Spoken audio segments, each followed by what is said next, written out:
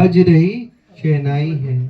आज हमारे दूसरे बादशाह जी श्री नंगली निवासी भगवान जी के शुभ अवतरण दिवस की, शुभ जन्मदिन की श्री चरणों में, श्री परम दयाल जी के चरणों में, श्री नंगली निवासी भगवान जी के चरणों में लाखों करोड़ों बार बार बार बधाई है, बधाई है, बधाई है। बोलो जयकारा। मेरे श्री गुरु महाराज।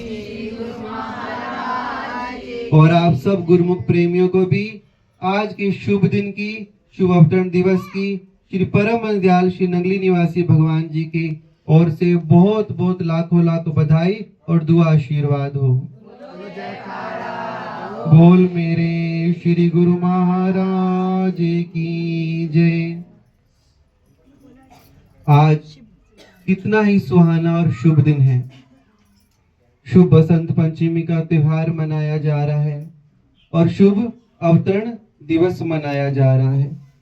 ये आज परम दयाल श्री नंगली निवासी भगवान जी ने टेरी की धरा धाम पर अवतार लिया था और हम गुरुमुख प्रेमियों के भाग जगाए थे कि ना होते संत तो कहां से हम गुरुमुख बनते।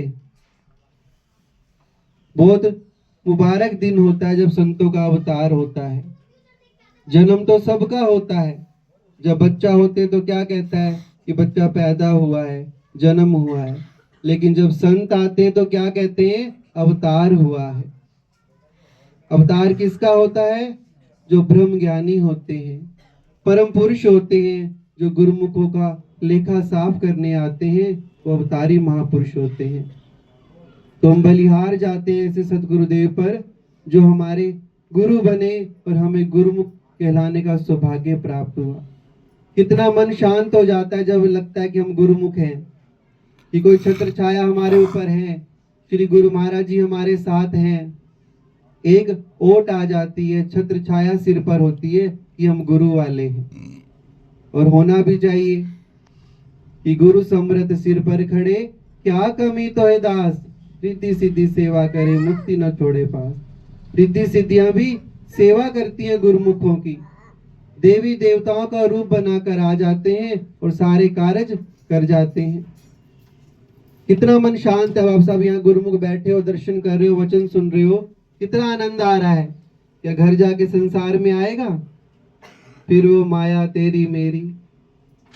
दयाल अपनी तरफ खींचता है और काल अपनी तरफ खींचता है। लेकिन जब दयाल के चरणों में बैठे हैं तो काल बाहर से ही चला जाता है। तो क्या है, वो अपनी आप रक्षा करते हैं। समृद्ध है वो, अवतारी है वो। हम ही भटक जाते हैं, मन में संकल्प विकल्प चलते हैं। जब सतगुरु की दया मेहर होती है तो सब कुछ प्राप्त हो जाता है। अभी बसंत पंचमी पर भी नंगली जी का में हम गए, वहां पर बसंत पंचमी का त्योहार मनाया। क्या नजारा था बैकुंठ का। श्री कार को रथ बनाकर परमहंसों को विराजमान किया गया और सुंदर झांकी निकाली गई। कलश उठाकर बाइयां महात्मा घड़ोली भर रहे थे, खूब नाच गा रहे थे। श्री गुरु महाराज जी के बाल रूप को सोने के सिंहासन पर, सोने के झूलों पर विराजमान कर रखा था। सोने के कंगन पहना रखे थे, क्योंकि बाल रूप हैं, आज प्रकट हुए हैं। ऐसे लग रहे थे जैसे सच में कृष्ण जी यशोदा की गोद में बैठे हुए हैं। इतना अद्भुत नजारा था। और वो तो है ही अलौकिक, जो एक बार देख लेता है देखता ही रह जाता है।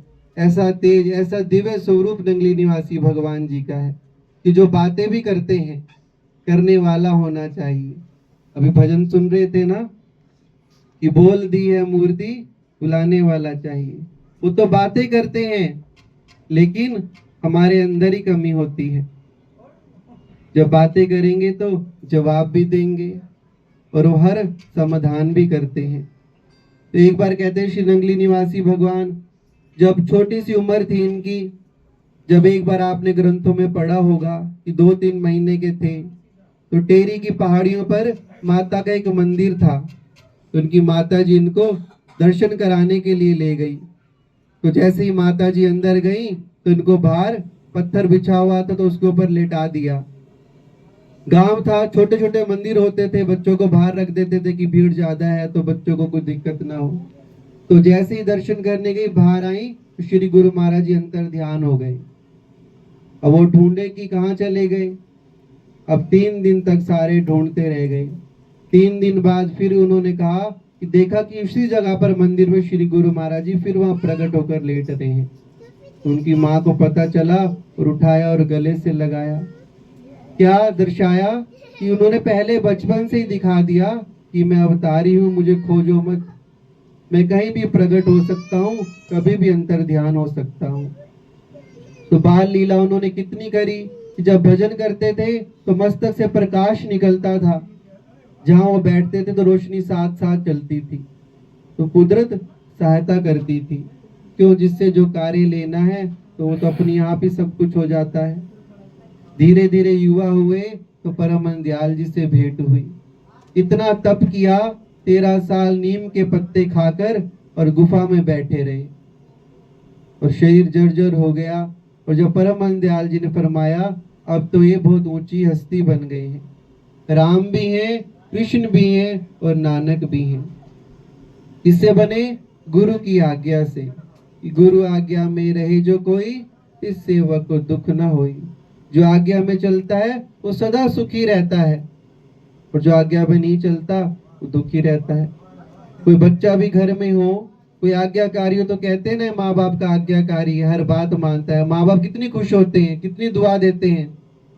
इसी प्रकार शिष्य भी जब आज्ञा में चलते हैं तो गुरु तो बहुत अधिक ही प्रसन्न होते हैं, और इतना प्रसन्न होते हैं कि अपना रूप ही बना देते हैं।